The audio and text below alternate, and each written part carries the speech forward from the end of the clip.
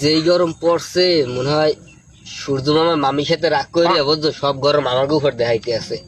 হ্যাঁ আসলেই যে রোদ পড়ছে গড়িতে বাইরে যাবে না, তাহলে কালা হয়ে যাবো। এ গার মারা, তুই দলা আসিলি কবে? সূর্য যদি আমাকে মামা হয় তাহলে চাঁদ আমাকে কি হবে? এ আসলেই তো, এটা বাদ বেঁধে হইলে চাঁদ মনে হয় আমাকে দাদা হইতে পারে। আসসালামু আলাইকুম। ওয়ালাইকুম আসসালাম। অনেকে আমাকে চিনেন, অনেকে চিনেন না। रुको जरा। আমি মোহাম্মদ জিয়াদ, সাংবাদিক।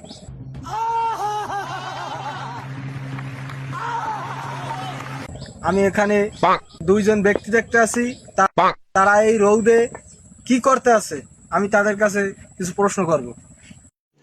रुको जरा, सबर करो। बोला धक्का बुक्की नहीं करने का, आराम से लेने का। हाँ।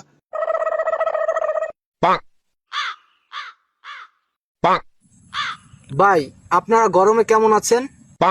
এ গার মারা, সাংবাদিক আইছে। এই গরমের ভিতরে শরীর ভালো না থাকলে এই রোদের ভিতরে কি করি আমরা, গার মারি? আচ্ছা ভাই, আপনি কোথায় পড়েন? কালকে বাথরুমে যাওয়ার সময় বদনায় পানি আনতে গিয়ে আমি খালে পড়ে গিয়েছিলাম।